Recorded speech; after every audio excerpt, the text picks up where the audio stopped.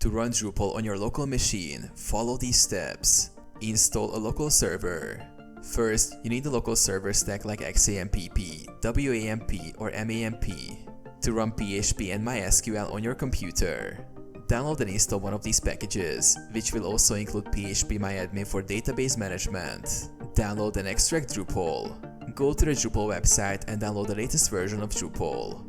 Extract the downloaded files into your server's root directory. Create a database. Open phpMyAdmin and create a new database for your Drupal site. Name it something like Drupal_DB. Configure Drupal.